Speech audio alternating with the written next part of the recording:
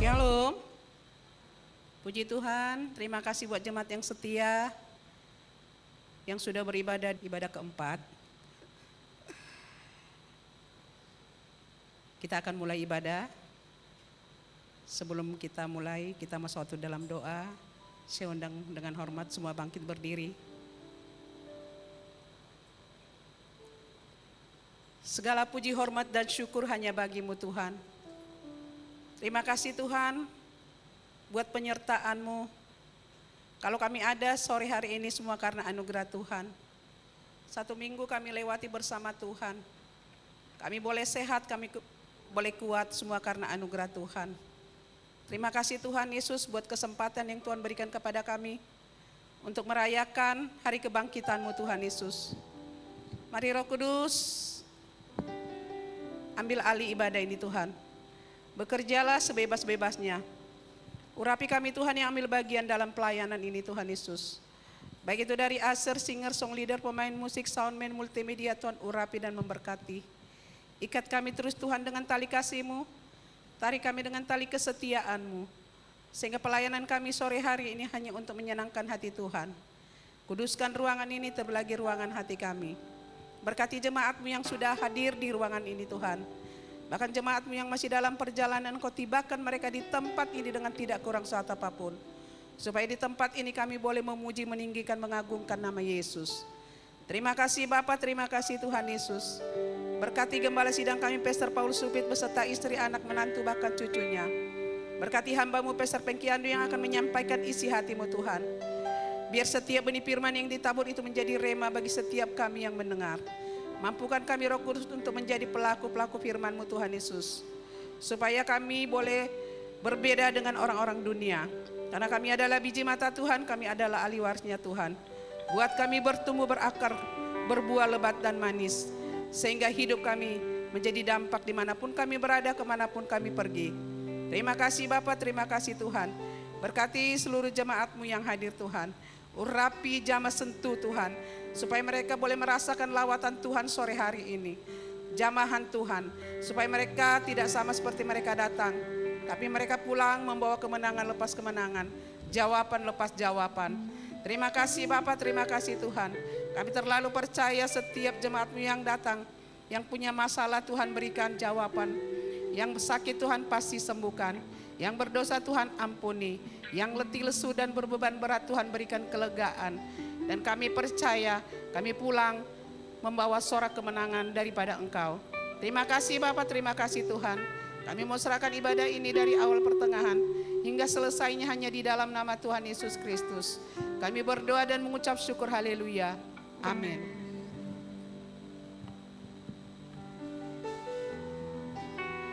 Mari dengan berdiri, mari berikan tepuk tangan untuk Tuhan kita saudara, haleluya. Lebih keras lagi boleh untuk Tuhan kita.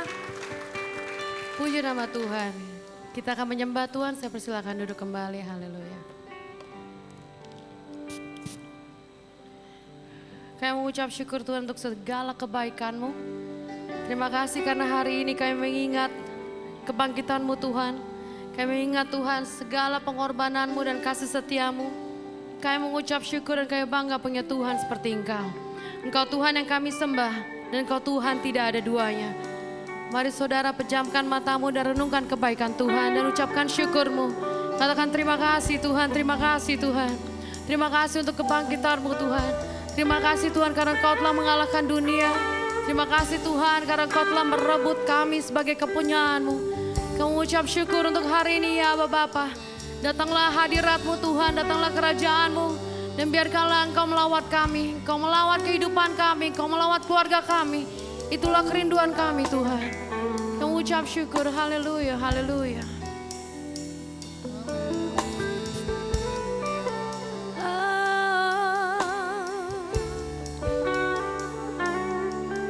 The splendor of a king, clothed in majesty, let all the earth rejoice, all the earth rejoice. He wrapped himself in light, and darkness tries to hide, and tremble at his voice, tremble at his voice. Sing how great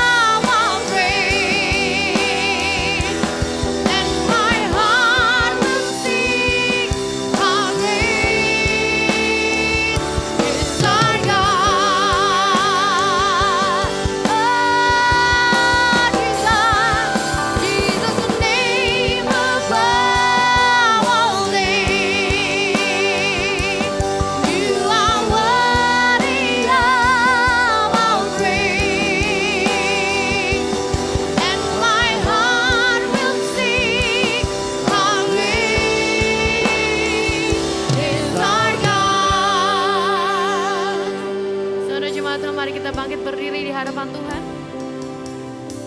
Kami mau katakan Tuhan, Kau lebih besar dari setiap permasalahan kami Tuhan. Kami mau katakan Tuhan, Kau lebih besar dari setiap pergumulan kami Tuhan. Kalau Engkau dicambuk, masalah kami tidak ada apa-apanya. Waktu Engkau disalib, masalah kami tidak ada apa-apanya. Dan waktu kebangkitan-Mu dinyatakan Tuhan, maka Tuhan meminta kami untuk bangkit dan melihat Tuhan. Bahwa masalah kami tidak ada apa-apanya. Karena kami punya Tuhan yang besar. Yang percaya katakan amin. Kami punya Tuhan yang hidup, yang percaya katakan amin. Kami punya Tuhan yang bangkit mengalahkan maut, yang percaya katakan amin. Kami percaya Tuhan, kami berdiri dengan bangga. Kami punya Tuhan yang disembah ya Bapak Abraham, Ishak dan Yakub. Tuhan yang membuat mujizat, Tuhan yang membuka jalan yang mungkin tidak ada mustahil bagimu Tuhan. Kami percaya Bapak sore hari ini. Mari jemaat Tuhan yang percaya, mari angkat tanganmu. Mari angkat tanganmu dan sembah Tuhan. Sing how great is our God. Jemaat Tuhan saja sing. How great. Lebih keras boleh. Is our God. Yes. Sing with me how great is our God. Mari sembah Tuhan. And all will see how great is our God. Mari puji Dia karena tidak ada yang mustahil bagi Tuhan. Tidak ada yang sulit Tuhan. Katakan how great is our God. Come and sing with me how great is our God. And all will see how great is our God. Biarkanlah siapa orang melihat Tuhan yang kita sembah. Mari sembah Tuhan, katakan how great is our God. Come and sing with me how great is our God. And all will see how great is our God. Come on, sing. How great is our God, sing. How great. Mari tepuk tangan saudara. Our God. Sing with me how great. Mari bangun hai jiwaku. Mari sembah Tuhan. Sembah Tuhan. Oh, we sing how great. How great is our God. How great is our God. How great is our God. Sing with me how great is our God. And all will sing how great is our God. And all will see what's so great. And all will see how great, how great. And all will sing, and all will see how great you are, how great. And all will see how great, how great. Sing it's our God, it's our God. Yang percaya katakan haleluya. Mengucap syukur katakan haleluya. Mungkin di tempat ini saudara datang dengan hati yang sangat berat. Mungkin di tempat ini saudara datang dengan sakit penyakit, mungkin dengan kelemahan tubuh. Mungkin saudara di sini datang karena punya doa untuk keluarga saudara. Saat ini Tuhan ada di tengah-tengah kita. Karena firman-Nya berkata 2-3 orang sepakat memanggil namanya Tuhan hadir. Oleh karena itu saudara, mari ambil waktu doamu. Mari berdoa untuk hidupmu. Mari berdoa untuk keluargamu. Berdoalah untuk anakmu, untuk orang tuamu. Bahkan untuk setiap orang-orang yang membencimu, berdoalah bagi mereka. Karena kita percaya waktu kita mengampuni, Tuhan mengampuni kita. Waktu kita mengasihi, Tuhan mengasihi kita. Karena tidak ada yang mustahil di hadapan Tuhan. Kayak bersyukur Tuhan, inilah doa kami. Inilah doa kami ya Tuhan. Jawablah doa kami. Karena kami tahu Tuhan mendengar, Tuhan peduli, dan Tuhan sangat mengasihi kami. Pertolongan Tuhan sempurna dan indah pada waktunya.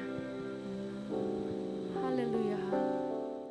Ada banyak hal yang kami temui sejak pagi sampai jam 4 ini Tuhan. suka, duka, untung, rugi. Dan mungkin karena gesekan-gesekan, banyak nilai kami yang hilang. Sukacita, kasih sudah mulai terkikis. Tapi di tempat ini Engkau akan kembalikan semuanya. Sehingga hidup ini menjadi penuh kembali. Sampaikan Roh Kudus sabda Bapa dengan cara yang mudah difahami, mudah dimengerti. Kami tetap berdoa untuk keluarga yang Kau titipkan kepada kami. Engkau akan memberkati mereka yang mungkin tidak bersama kami. Sama seperti Engkau memberkati. Kami siap untuk menerima firman-Mu. Karena doa ini kami alaskan di dalam nama Bapa, Putra dan Roh Kudus. Di dalam nama Tuhan Yesus Kristus. Amin. Silakan duduk.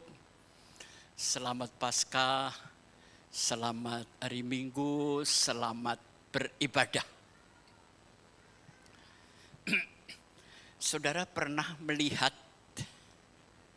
foto Tuhan Yesus disalib? Ada di mana-mana kan?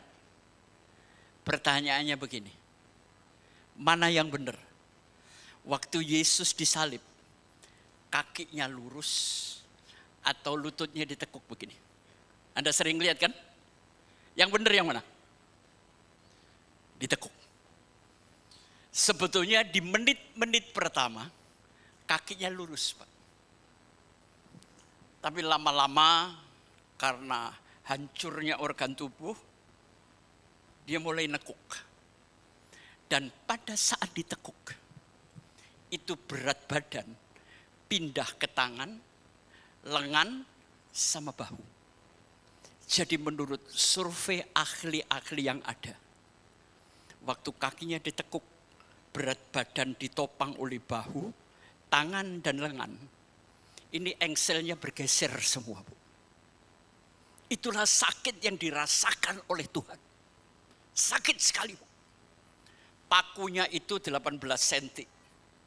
Tebalnya kira-kira sekian. Nah, waktu berat badan ini pindah ke atas, itu tulang rusuk bergeser ke bawah. Nafas itu susah banget. Jadi tersengal-sengal. Dan disitulah saraf keringat, ada yang pecah, saraf darah ada yang pecah, dan keluar keringat campur darah. Ngeri enggak saudara? Setelah saya membaca dari dunia medis yang menyelidiki penyaliban Yesus, sangat-sangat mengerikan.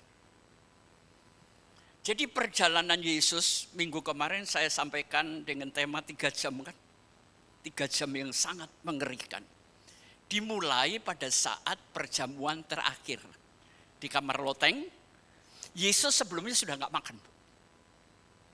Hampir 28 jam. Yesus tidak menerima asupan makanan dan minuman. Ditambah dengan mental, dia tahu bahwa pengkhianatnya ada di sini. Jadi itu tekanan berat, ya. Dia mengalami dehidrasi yang sangat keras, saudara.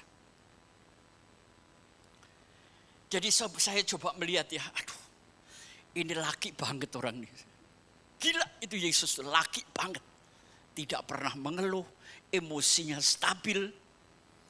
Belum lagi duri, ya nanti kalau saudara ke Israel, itu duri yang nancep di kepala Yesus dijual, saudara. Ya bukan yang di atas kepala Yesus, tapi dari pohon yang sama. Itu durinya segini-segini. Nanti setelah sampai Jakarta, Anda tancapkan di kepalamu ya. Dan saat itu Yesus jatuh 3 kali. Dengan beban salib yang berat, dia jatuh. Bang! Ini kepalanya menghunjam tanah, saudara. Itu masuk gitu. Ngeri enggak? Setelah saya tahu kesakitan Yesus, saya itu bisa berdoa sendiri, Tuhan.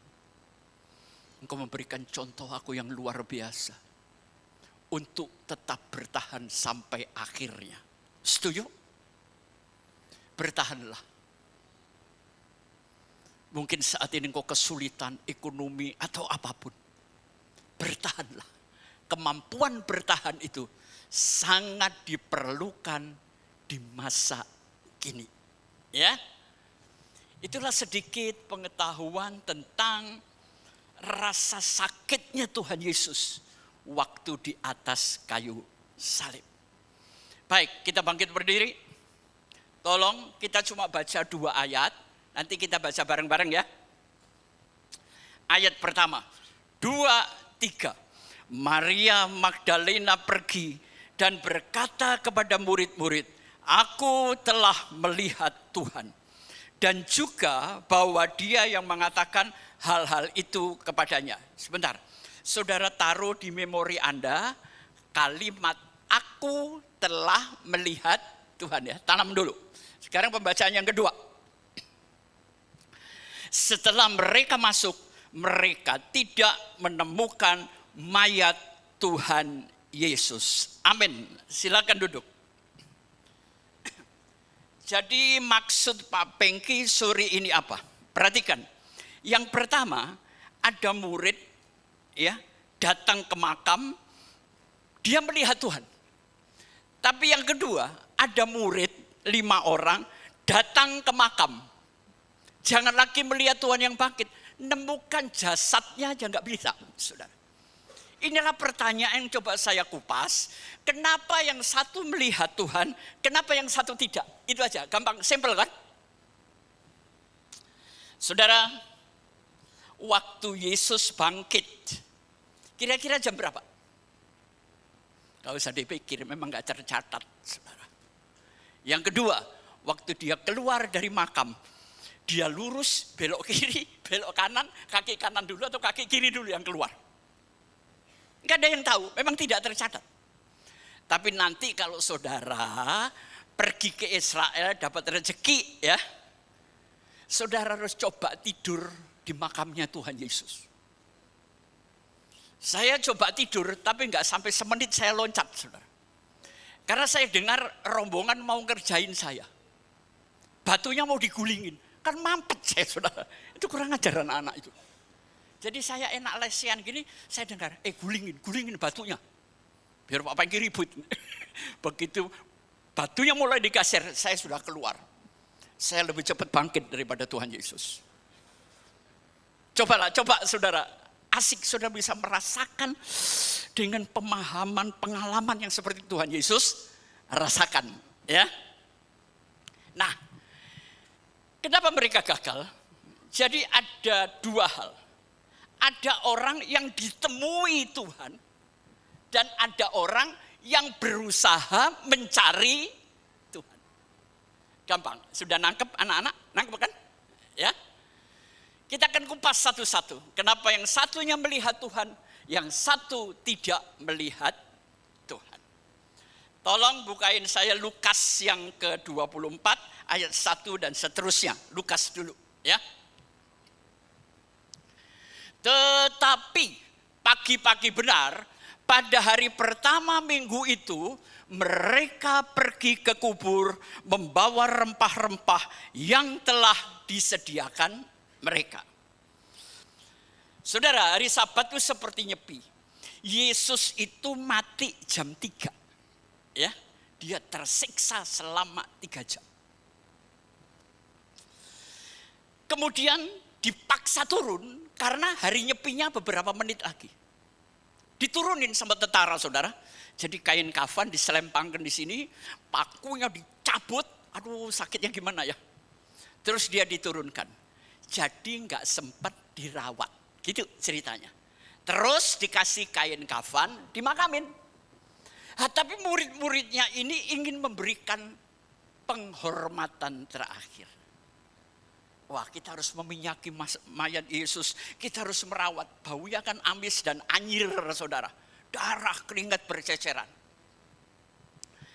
Nah, tetapi pagi-pagi benar. Kira-kira jam berapa kalau pagi-pagi benar? 4:30 pagi.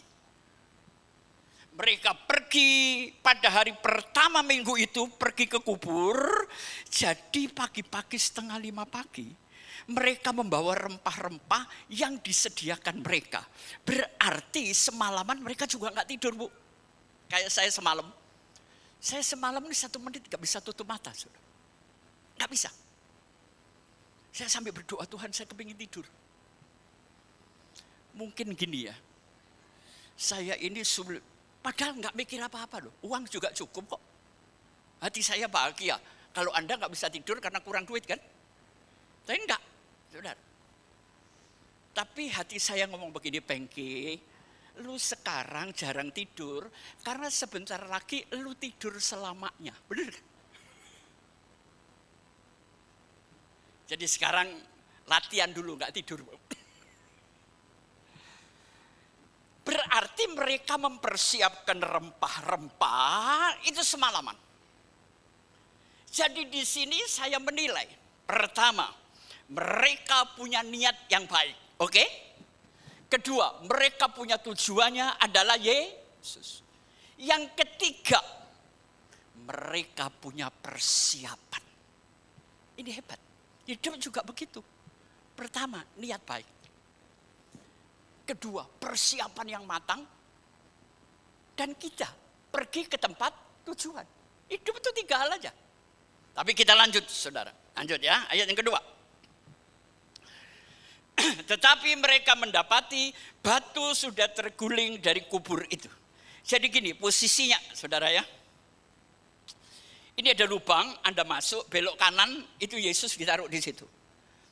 Tapi di luarnya batu yang untuk nutup kubur itu, ya, ada di situ, saudara. Beratnya itu ratusan kilo. Itu ditutup, dimeteraikan oleh kaisar, dan dijaga tentara. Jadi nggak mungkin Yesus bisa bangun, nggak mungkin orang bisa mencuri mayatnya. Nah, waktu 3 perempuan bersama murid laki-laki lagi membawa rempah mau ke situ, mereka ingat. Ada satu ibu ngomong begini, Petrus, ingat nggak? Kemarin kan makamnya ditutup batu. Mungkin yang lain nyeletuk gini, aduh untung ibu ingetin ya. Daripada kita teruskan nggak mungkin. Ayo pulang yuk. Kalau saya ada di situ saya pasti ngajak pulang. Nggak mungkin. Ada tentara dimeteraikan, batunya hampir 1 ton kalau nggak salah. Hampir 1000 kilo. Jadi tidak mungkin. Ya. Walaupun Anda punya niat baik, punya rencana bagus, punya tujuan baik, tapi rintangan selalu ada. Siapapun Anda, usaha apa juga begitu. Tapi untungnya mereka tidak terprovokasi oleh omongan salah satu dari rombongan. Mereka jalan terus. Rintangan sehebat apapun, jangan menghalangi perjalanan menuju sukses. Amin. Jalan terus. Kesulitan adalah bagian dari kehidupan. Kita naik lagi yang ketiga.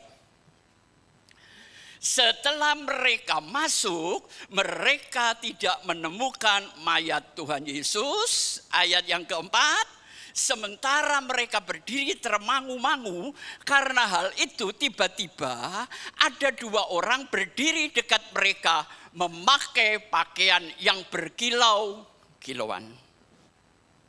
Saudara, kenapa mereka gagal? Ini yang mau saya kupas. Sebentar ya, saya buka ayatnya. Di atas pasal 24 ada 1 ayat Yohana, bukain. Di atas pasal 24 ada 1 ayat. Termasuk pasal 23 itu. Di atasnya, bukan yang Lukas tadi, yang Lukas. Ya. Yang terakhir. Bentar, saya buka aja.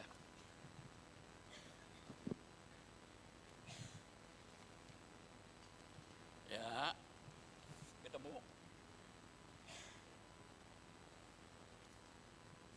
Supaya jelas.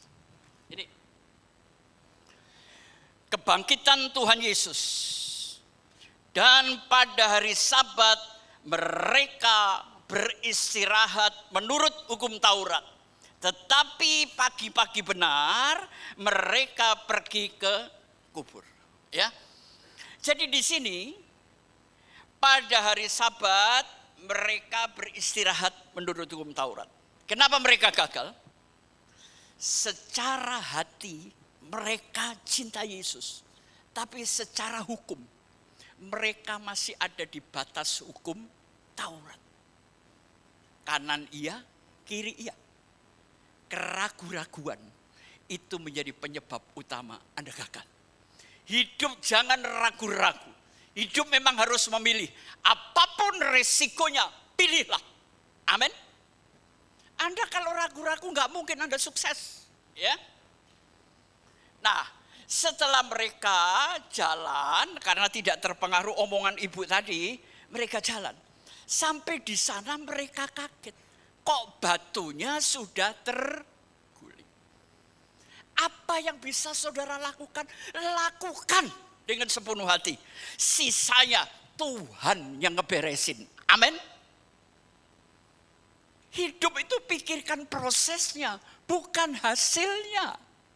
Hasilnya itu Gusti Allah yang punya, Ibu.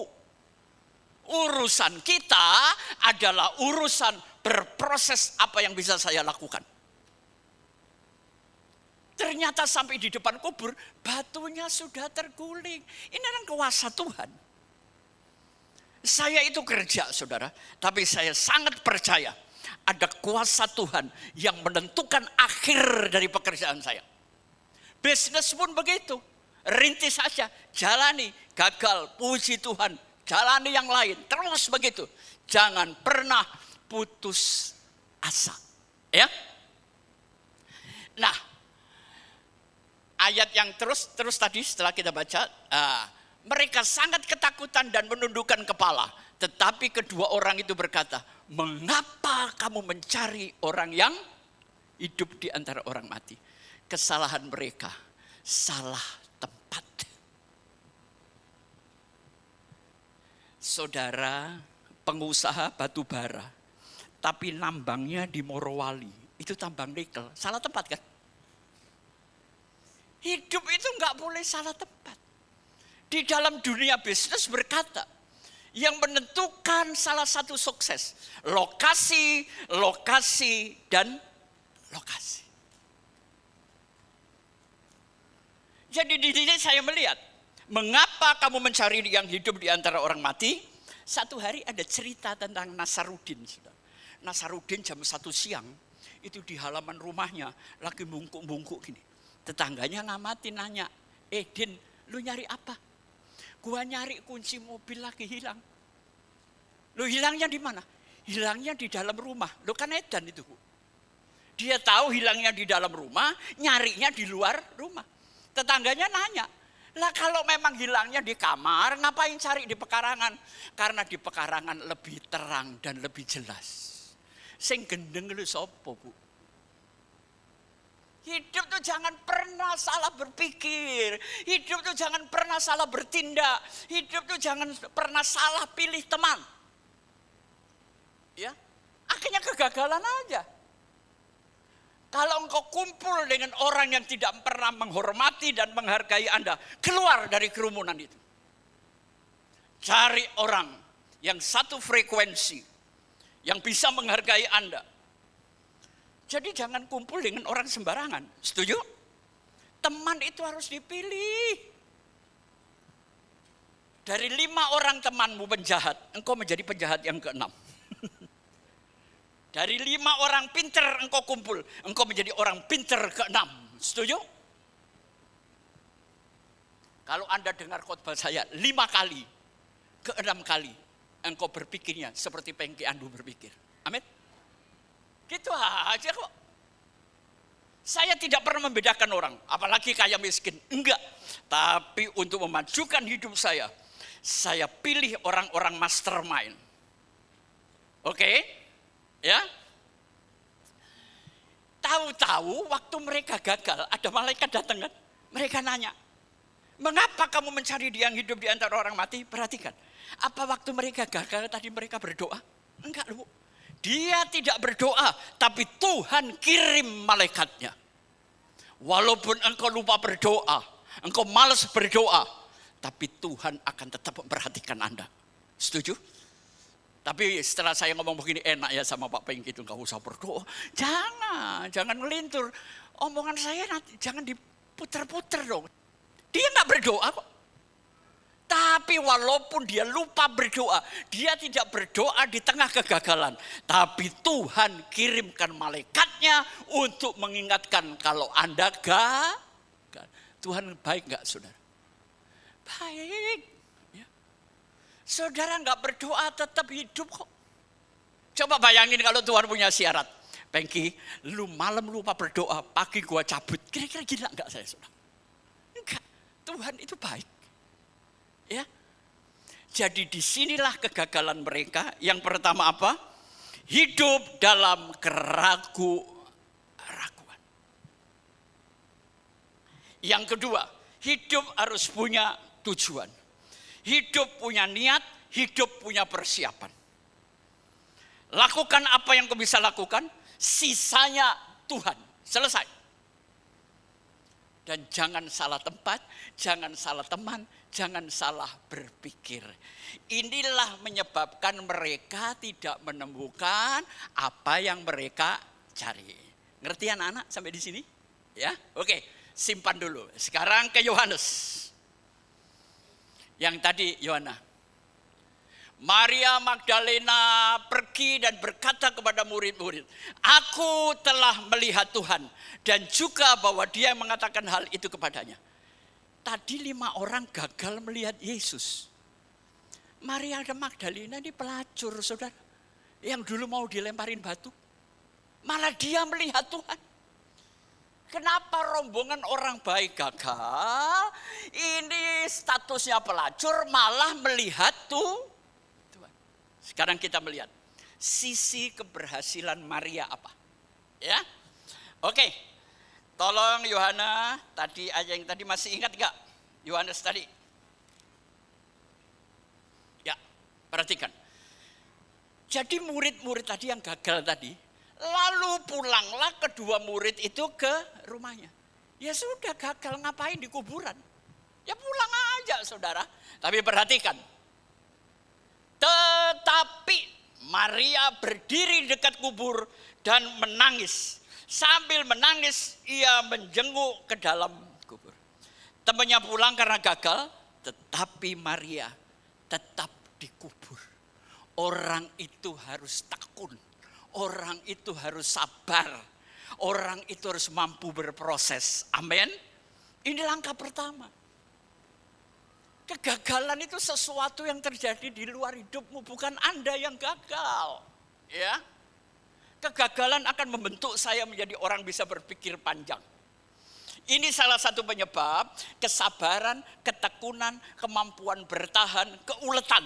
Ini kunci dia berhasil. Hanya satu. Yang kedua, ingat Yohana? Ya. Dan tampaklah 2 orang berpakaian putih yang duduk, ya satu terus lagi ayat 13. Kata malaikat itu kepadanya, ibu mengapa engkau menangis? Jawabnya kepada mereka, Tuhanku telah diambil orang. 14. Nah, sesudah berkata demikian, ia menoleh ke belakang, ia melihat Yesus berdiri di situ, tapi ia tidak tahu bahwa itu adalah Yesus. Perhatikan kata menoleh. Dia sudah melihat Yesus, tapi dia nggak tahu orang itu Yesus. Mari kita praktekkan kayak tadi pagi. Menoleh gimana caranya? Oke, kita bangkit berdiri. Kita mau bermain seperti anak sekolah minggu. Coba Anda praktekkan. Ayo. 1, 2, 3. Nengok ke kanan. Sekarang 1, 2, 3. Nengok ke kiri. Ini bego ya, gue suruh nengok mau juga. Mestinya nanya, ngapain gue nengok-nengok, Pengki? Mestinya nanya dulu dong. Hidup tuh jangan mau diperintah tanpa bertanya, oke? Terus Anda nengok ke sana mau cari apa? Ini orang-orang sudah tua-tua tapi pada bego, gue bilang. Menoleh, ini menoleh, ya perhatikan. Oke, kita naik lagi satu. Ayat berapa tadi? Yang terakhir. Ayat 16. Ayat 16. Kata Yesus kepadanya, Maria. Maria berpaling dan berkata kepadanya dalam bahasa Ibrani, Rabuni artinya guru. Kalau nengok tadi tahu ya, geleng kiri, geleng kanan. Sekarang kalau berpaling, gimana caranya? Sekarang semuanya berbalik ke belakang. Loh, kalau ini nggak ngejebak, saya minta tolong dengan hormat. Coba semua berbalik ke belakang. Berbalik sama badan-badannya, praktekin.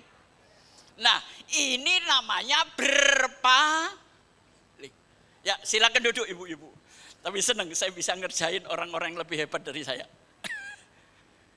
Waktu menoleh, dia nggak tahu Yesus. Tapi waktu berpaling, dia baru tahu Maria.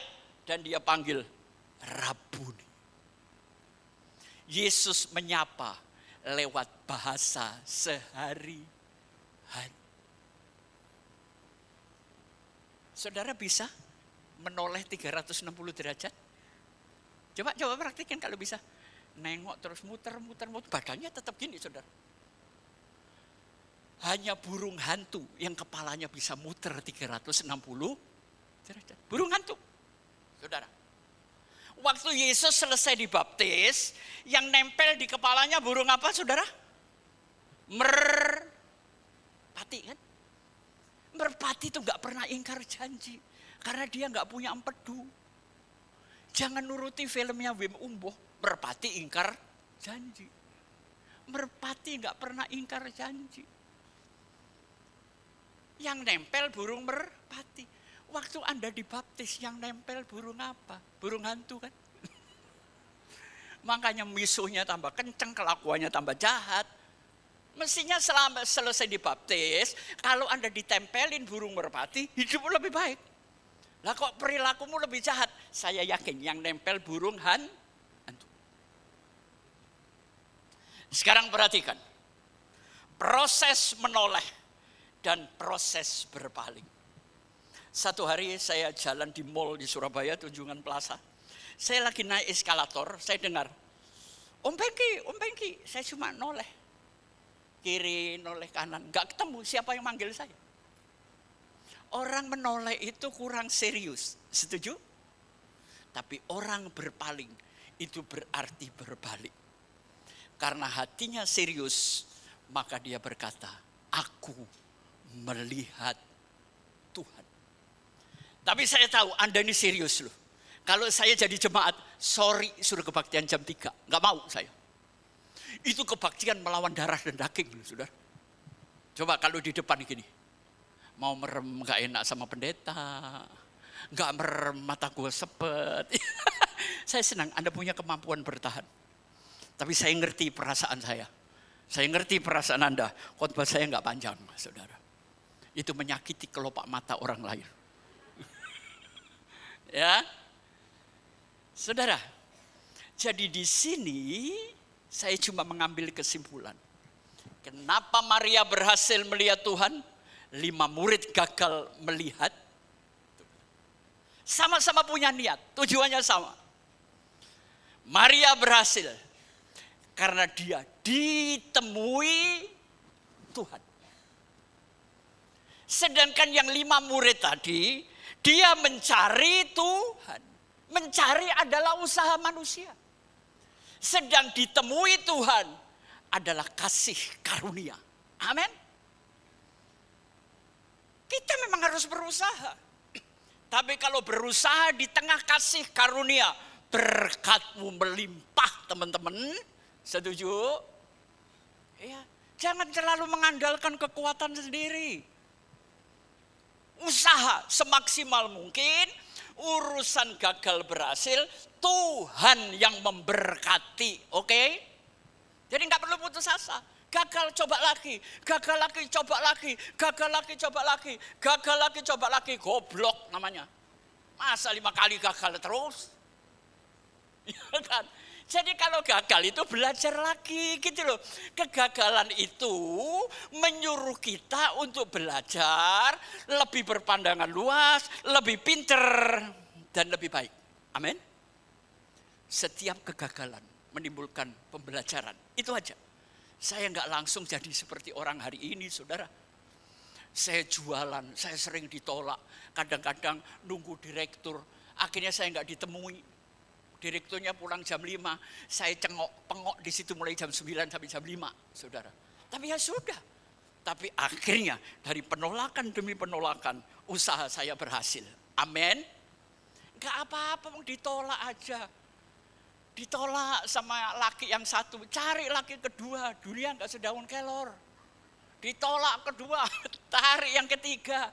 Ditolak yang ketiga, ya memang Anda jelek, gitu aja sudah. Orang gak selera sama Anda, bener kan? Kan gampang, hidup itu sebetulnya sangat sederhana.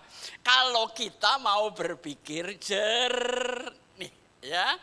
Jadi usaha yang ditumpuki, dibarengi dengan kasih karunia, hidupmu luar biasa.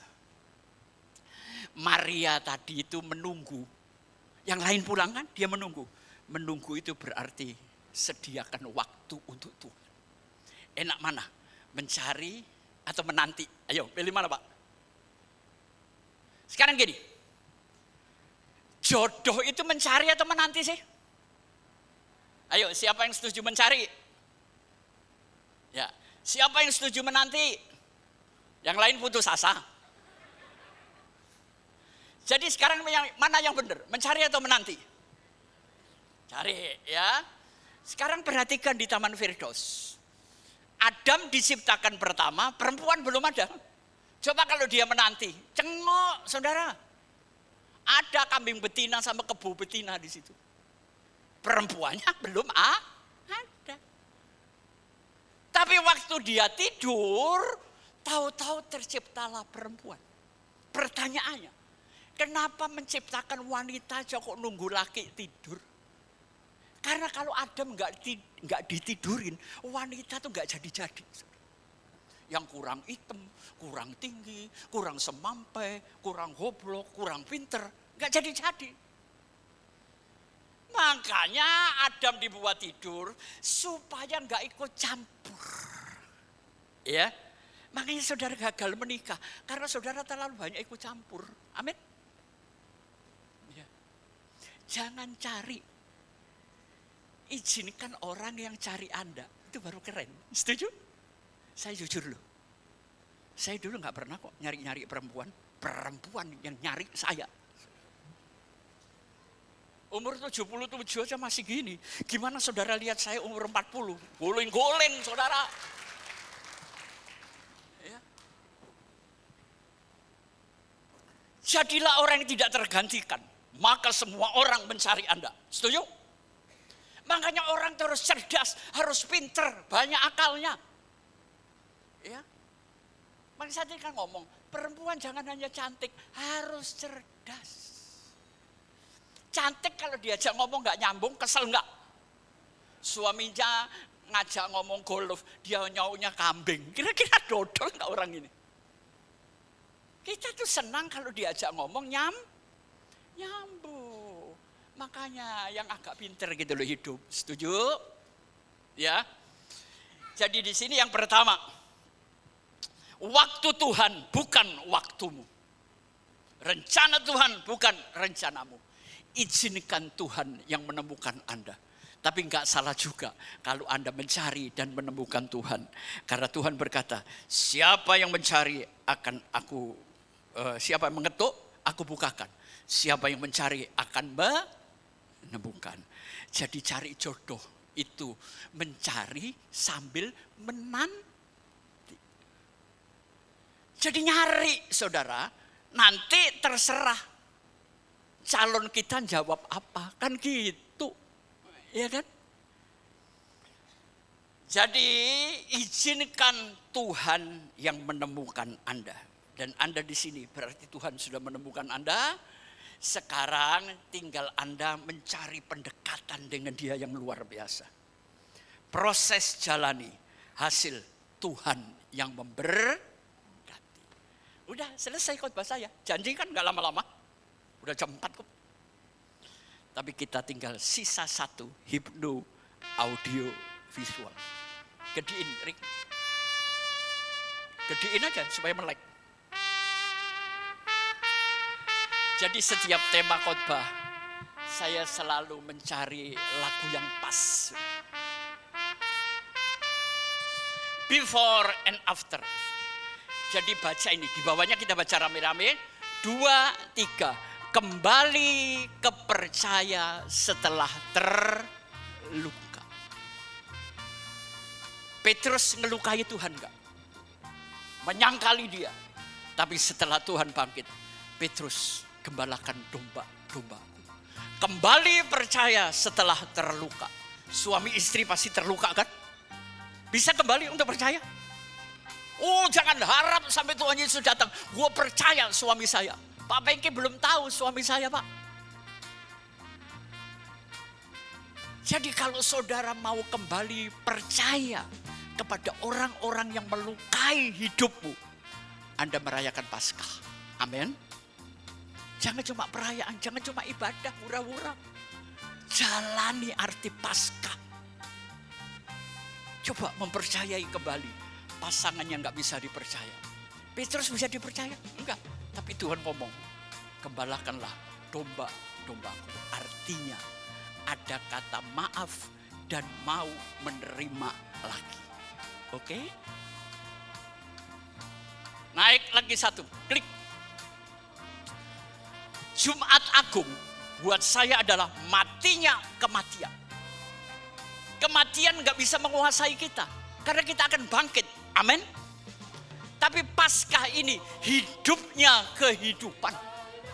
Hidup menjadi lebih hidup. Karena banyak orang hidup tapi pandangannya kosong.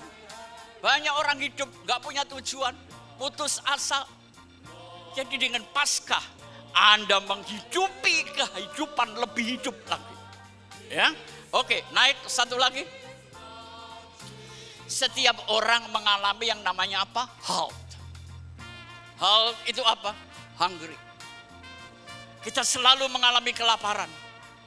Lapar jabatan, lapar uang, lapar seks, lapar semuanya.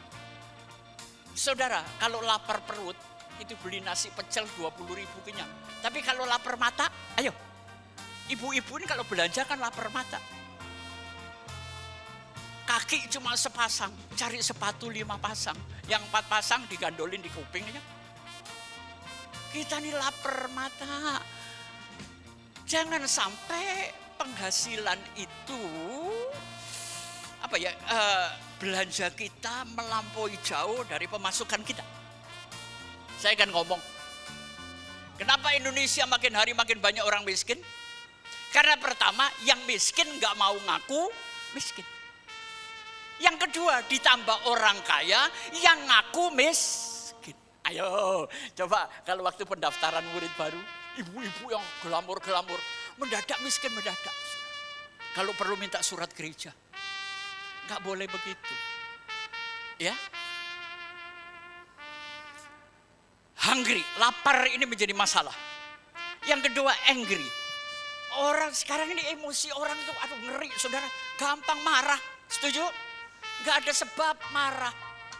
Marah tanpa sebab gua bingung. Pulang kerja, tahu-tahu istri muka manyun. Gak ada sebabnya. Sampai saya nanya istri saya, muka lu yang asli gimana sih? Sore mayun, pagi ketawa, siang merengut. Aslinya mukamu gimana? Pak, Bapak kalau pulang kantor disambut istri enggak? Caranya nyambut gimana?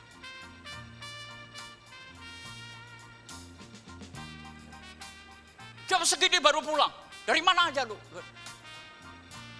Ibu-ibu yang enggak bisa nyambut suami, melamarlah jadi pelayan restoran. Perhatikan pelayan restoran. Mari Pak, Bapak mau makan apa? Saya lap dulu ya mejanya. Kalau menu ini, dia dilayani saudara. Mau minum apa Pak? Istri Bapak pernah ngomong, mau minum apa Pak? Minum kagak minum, mulut-mulutmu terserah. Pelayan restoran kalau dijadikan istri ciamik Bu. Serbet jatuh diambilin. Kalau istri bapak kan enggak, habis diambilin dikepelakin, goblok, serpet aja dijatuhin. Ya kan? Hei istri, lamar itu pekerjaan di restoran. Nanti kau menjadi istri yang super hebat. Manggut-manggut, berarti ini kebenaran.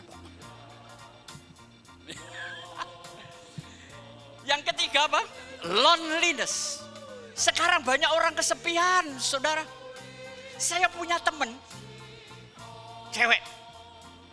Sudah lama saya nggak ketemu. Itu kalau lagi stres, Bu, kalau gesek kartu, Tuhan Yesus tolong. Daripada gila belanja gitu, buat sebagian cipratin Pak Pengki kan enak. Dia masuk dari mall mewah, keluar itu bisa 200-300 juta, Bu. Bodoh amat.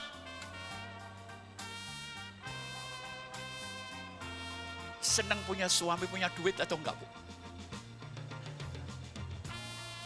Di mana mau tengah-tengah? Itu ragu-ragu. Gak boleh. Cari laki yang doyan makan. Kenapa? Karena laki doyan makan, dia pintar cari duit. Kalau nggak punya duit, mau makan apa? Bener kan? Jadi kalau di restoran cari laki-laki yang makannya nambah terus. Ini calon.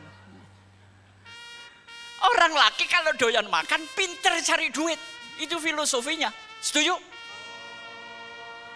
Jangan pacaran, beli es krim aja iuran. Selesai hari itu. Apa sih? Nasi goreng bayar bareng, apa bayar bareng? Gak ada. Ya. Memang tantangan laki sekarang soal ekonomi, Pak. Setuju? Ya. Bu, kalau bapak ini saya nggak mendoakan nggak punya duit. Tapi kalau misalnya setengah tahun sepi terus, ibu masih bisa romantis sama dia? Munafik, Bu. Nggak bisa. Setuju, perempuan? Perempuan itu kalau nggak matre, jangan jadi perempuan. Wah, gua demen nih pendeta gini. Saya bukan pendeta, saya ini cuma pembicara. Jujur, saya bukan pendeta.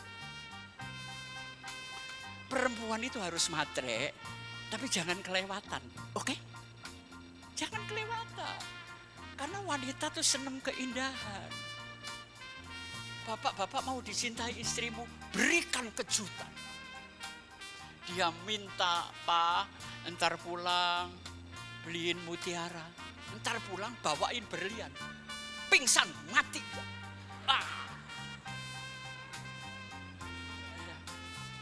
Gimana istri-istri, suamimu masih sering memberikan kejutan? Saya sering terkejut dia punya perempuan lain, Pak.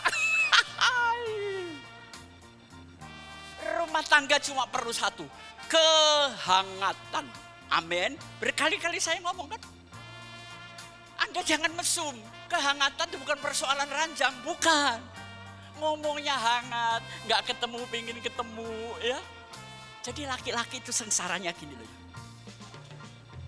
Nggak pulang kangen anak, pulang ketemu monster itu, capek kan? Ini ketawa, pernah ngalamin kok? Ayo jujur ngomong. Nggak pulang gua kangen anak, pulang itu orang di situ lagi, aduh Tuhan Yesus gua mau kemana? Akhirnya ngopi dia, ketemu pelayan resto. Nah, yang mau minum apa Pak, mau makan apa Pak, nambah apa, itu loh masalahnya sederhana aja, ya. Dan di sini tired, semua orang itu lelah emosi, lelah pikiran, lelah rohani. Anda sekarang mengalami ini, gak usah takut. Yesus sudah bangkit dan kita bangkit punya semangat baru. Amin. Ini memang penyakit manusia. Oke, naik lagi. Nah, dalam wujudnya, perhatikan kata terakhir, victim. Orang itu senang memposisikan dirinya sebagai korban. Ini gara-gara aduh gua salah nikah, ini gara-gara anak, ini gara-gara itu. Kita ini senang banget jual penderitaan, bener kan? Jangan jual penderitaan. Jual kehebatanmu. Mari perbaiki sudut pandang kita. Pertama, hidup sekarang banyak yang hopelessness. Kehilangan harapan. Worthlessness, merasa tidak punya harga. Yang ketiga, helplessness. Gak ada yang nolong saya, Pak. Dengerin baik-baik. Kalau Anda keras sama hidupmu, dunia akan lunak terhadap Anda. Tapi kalau Anda lembek sama hidupmu, dunia akan keras terhadap Anda. Amin. Pak Bengki itu bukan kejam, tapi hidup memang keras, harus fight, saudara. Ya, jadi daripada jadi victim, saya ingin jadilah victor. Anda seorang pemenang. Anda ini orang hebat. Naik lagi, kita selesain. Nah, inilah beberapa hal yang tersangkut dengan perubahan. Yang pertama, kita harus mau diubah oleh Tuhan. Kedua, kita mau berubah. Ketiga, mengalami perubahan. Dan setelah itu kita keluar, mengubah banyak orang. Benar kan? Naik lagi satu, klik. Yang diubah apa, Pak? Pertama, roh kita harus diperbaharui. Jangan pikiran dulu, rohnya dulu. Setelah spiritual, pemikiran kita diubah, sudut pandang kita makin luas. Jadi artinya berpikir tanpa batas, tidak mengeluh, baru fisik kita sehat, saudara. Ya, oke, naik lagi, kita selesain. Saudara ingin perhatikan ya, di salib tadi sakit gak, saudara? Sakit. Yesus masih ngomong begini, ibu itulah anakmu, Yohanes inilah ibu. Menderita aja masih mikirin orang tua. Tapi sekarang banyak orang tua disalibkan oleh anaknya sendiri. Benar kan? Gak boleh. Ya, pelajaran Yesus itu sangat hormat kepada mama papanya. Saya sudah tua, tapi saya punya papa dan apa sih kesenangan orang tua? Ibu ini umur berapa, Bu? Permisi. 64. Ibu udah banget ya. Ya. Orang tua nggak perlu dibeliin baju tank top, dia nggak pakai, Bu. Dia nggak perlu sepatu yang haknya 12 cm keseleu. Dia cuma seneng anak-anak nyambangin. Ayo mah ke gereja. Ini contoh yang baik. Bawalah orang tuamu ke gereja. Amin.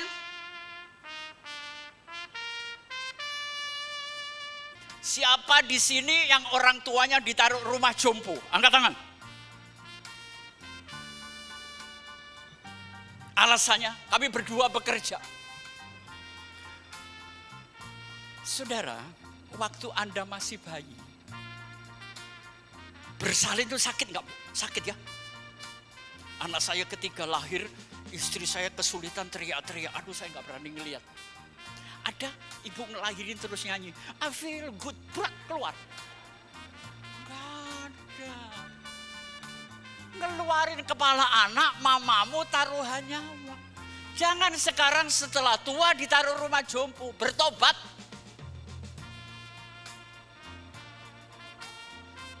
Saya ditaruh rumah jompo, gua cekik anak-anak saya. Orang ngajar lu ya. Orang tuamu merawat Anda sampai 25 tahun. Bahkan sampai tua saya mikirin anak. Sedangkan orang tua yang sisa umur 5 tahun ditaruh rumah jompo itu anak kan jahanam banget tuh anak. Kalau ada orang tuanya di rumah jompo, pulang dari sini, tarik kembali bawa di rumah. Amin. Ingat orang tuamu. Kalau Anda perlakukan orang tuamu seperti itu, satu hari engkau diperlakukan anak. Kenapa saya harus hormat orang tua? Karena saya nggak bisa milih orang tua, bener kan? Saya maunya emak saya Spanyol, papa saya Meksiko. Jadi Bengki lahir kayak orang Hispanik. Lahir jerat Cina, Surabaya lagi. Hormat. Sederhana kan saya ngajar. Ada yang aneh-aneh? Enggak, Bu. Itu kunci Anda diberkati. Titik. Saya dulu biar orang tua saya mau marah gimana, saya cuma diem. Oe Pak, oe. Gak pernah saya mau melawan. Makanya kalau hari ini Tuhan jadikan saya sukses, jangan iri. Amin. Jangan pernah melawan orang tua. Ya. Anda sudah tua kan, tapi kan punya mama papa. Coba kalau mamamu, kalau Tuhan bikin kehamilan kayak sistem knockdown kan enak saudara. Belanja ke mall, kandungannya dicopot, ditaruh. Ntar pulang dari mall pasang lagi kan enak. Enggak bisa. 9 bulan Bu. Ya. Yang kedua, bebas kepentingan. Menyelesaikan satu masalah. Bebas dari ego, bebas kepentingan. Yang ketiga, tidak merasa paling benar. Tuhan mati di salib berarti dia merasakan bahwa mewakili dirinya juga berdosa, saudara. Orang Kristen juga begitu. Gak boleh nyanyi lagu dunia. Terus nyanyi apa? Jangan berhenti menghakimi orang lain. Amin. Hakimi dirimu supaya kita benar di hadapan Gusti Allah. Saya nggak mau musik, saudara, orangnya. Ya. Nah, supaya bisa berpikir jernih, pengetahuan harus luas. Makanya tadi saya bilang apa? Perempuan di samping cantik harus cerdas. Jadi suami ngomong pekerjaan dia nyambung. Ngomong apa? Nyambung. Sudah jelek goblok masuk kotak wayang, saudara. Itu hidup sekarang terlalu keras, ya. Dan yang terakhir apa? Open mind. Ya, oke, naik lagi. Di dalam hidup ini kita harus bisa mengubah diri dengan keputusan yang benar. Kalau enggak benar, akibatnya panjang. Yang kedua, kita harus mengambil keputusan tanpa jaminan. Saya mau tanya, kalau misalnya ini suami istri, ya, Cik, waktu Anda menikahi Koko ini, dijamin dia baik? Enggak kan? Kenapa kok kawinin juga? Manusia itu kalau belum, gini ya dengerin. Perempuan, kalau Anda belum dapat, kayaknya jauh lebih hebat dari istrimu. Coba nikahin, dia tidak akan lebih baik dari istrimu. Amin. Istri satu aja dimakan kiamat nggak habis kok. Aneh-aneh. Lu Bapak ini kok bisa ngomong begitu? Gua pengalaman, sudahlah. Tapi itu kan dulu. Ya. Jadi mengambil keputusan tanpa jaminan. Walaupun sekarang nggak baik, tapi harus tetap baik kan? Nah, itulah keputusan yang benar. Laki selalu menuntut istrinya langsing, bener gak? Ya kan? Tapi laki lupa perutnya kayak celengan semar, emang enak dilihat? Jangan nuntut orang lain, tuntut dirimu sendiri. Pengki mah perut sih bagus, nggak saya bikin-bikin ini. Ini rumah Tuhan, bukan rumah sakit. Amin. Saya berpakaian untuk kepuasan diri saya sendiri. Punya bodi bagus, bukan untuk pamer. Tapi saya puas, setuju? Sorry, yang laki perutnya buncit. Ya, kayak semar. Gitu. Ibu-ibu, enak nggak lihat laki perut buncit? Enak Pak, itu banyak duit. Yang six pack itu miskin katanya. Lu alangkah indahnya kalau six pack tapi kaya sekaligus, oke? Ya, oke, naik lagi kita selesaikan, tinggal sedikit. Waktu Yesus mati di atas kayu salib, yang pertama tandanya apa? Tirai bait Allah terbelah. Di gereja-gereja ortodok di Israel, itu tinggi atapnya 2 kali ini. Dan di situ ada tirai yang setebal 1,5 senti dari kulit. Itu gak mungkin digunting. Kenapa Tuhan merobek tirai di gereja? Karena memang Tuhan mati untuk gerejanya. Gereja harus terbuka. Gereja tidak boleh membedakan orang kaya miskin. Gereja gak boleh memandang ras. Oh, kalau pendetanya Batak, coba aja Batak semua. Pendetanya Manado, pasti Manado semua. Manado, Batak, Maduro, Jawi, Bali, sama rata di hadapan Tuhan. Oke? Layani. Ntar kalau orang kaya baru gejala flu pendetanya 5 udah datang.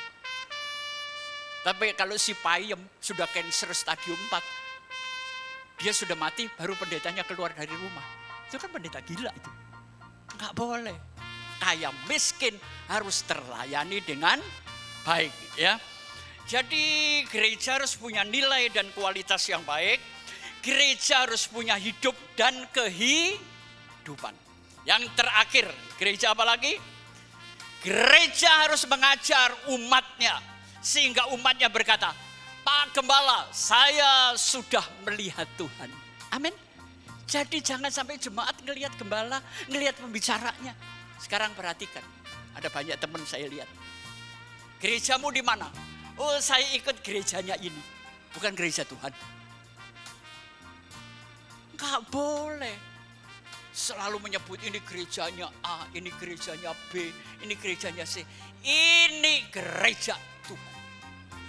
Kenapa saya suka sama Paulus? Paulus itu banyak saudara. Dulu mereka masih kecil-kecil. Saya suka melihat Paulus ini. Dia berandal, dia berani, dia uraan. Nah, gua demen orang gini. Tapi gak munafik. Amin. Daripada jalannya kayak pendeta, kelakuan setan itu di belakang. Gak usah ditutup-tutupi. Hidup harus terbuka, oke? Gereja harus menjadi keteladanan. Dan di gereja harus ada iman, kasih, dan pengharapan. Ini artinya orang melihat Tuhan. Dan yang terakhir, kita klik, kita selesai. Selamat Paskah. Anda sudah melihat Tuhan lewat kehidupan sehari-hari. Sakit disembuhkan, saat rezeki gak ada Tuhan berkati. Lagi ribut kita bisa damai kembali.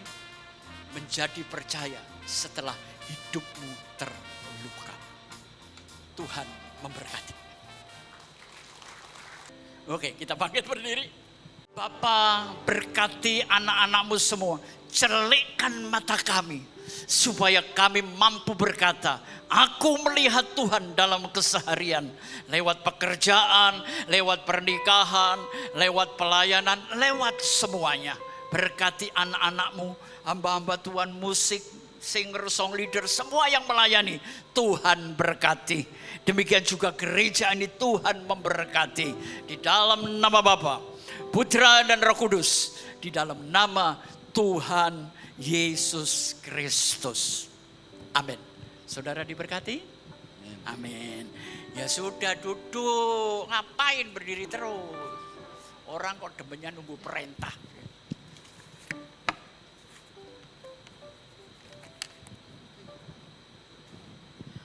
Boleh berikan tepuk tangan untuk Tuhan, saudara.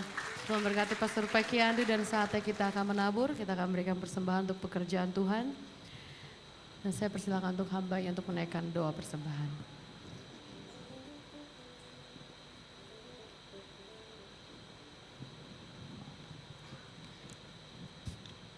Adakah jemaat Tuhan yang masih memerlukan amplop persembahan? Bisa mengangkat tangannya?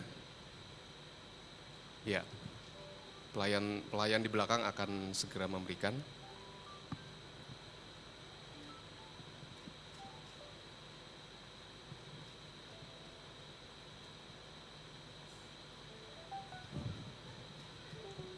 Di depan.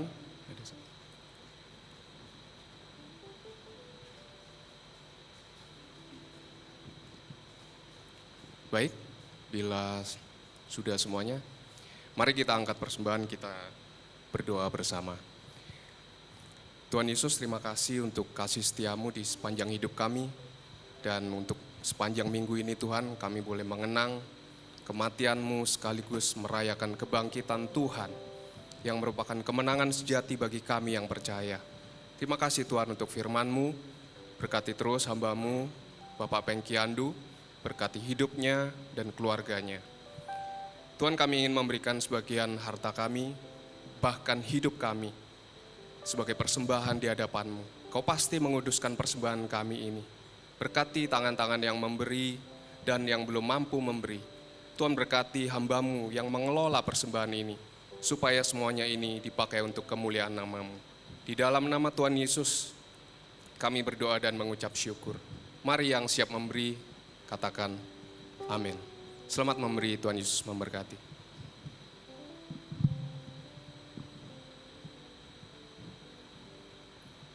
Haleluya, shalom.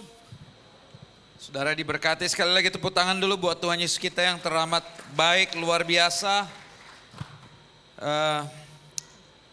Saudara, ini adalah nomor rekening, ya saya selalu katakan ini adalah nomor rekening untuk persembahan ucapan syukur, diakonia, perpuluhan. Perjalanan ke Israel, tahun ini kita akan adakan tanggal 13 November sampai tanggal 25 November. Kita akan berangkat dari Jakarta ke Mesir, Israel, Jordan, dan Petra. Biayanya 2.850. Mari kita sama-sama menikmati perjalanan rohani ini bersama dengan keluarga besar GBI REM. Tahun ini kita hanya mempersiapkan 30 seat saja saudara. Berikut. Selamat ulang tahun yang berulang tahun dari tanggal 3 sampai 9 April. Sehat terus, panjang umur dan selalu diberkati untuk menjadi berkat. Tepuk tangan dulu buat yang berulang tahun. Terima kasih. Dan apakah ada yang baru pertama kali ibadah di tempat ini? Boleh lambaikan tangannya yang baru pertama kali ibadah di tempat ini. Kalau tidak ada, saya undang kita semua bangkit berdiri, kita akan akhiri ibadah kita. Kami semua sudah diberkati lewat pujian penyembahan yang luar biasa. Diberkati lewat kebenaran firman Tuhan yang luar biasa. Terima kasih Tuhan. Terima kasih juga untuk gereja Tuhan yang ada di tempat ini. Terima kasih juga untuk hamba-Mu yang sudah menyampaikan isi hati Tuhan di tempat ini. Hamba-Mu Pastor Pengki Andu. Kesehatannya Tuhan berkati, keluarganya Tuhan berkati, pelayanannya Tuhan berkati. Pakai hamba-Mu lebih dan lebih lagi, berikan hamba-Mu umur panjang. Dalam nama Tuhan Yesus. Berkati juga Tuhan seluruh pelayan-pelayan yang melayani dalam ibadah yang keempat pada hari ini di tempat ini.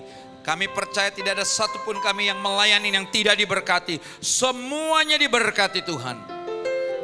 Hamba juga berdoa untuk seluruh jemaat Tuhan yang hadir, yang ada dalam ruangan ini.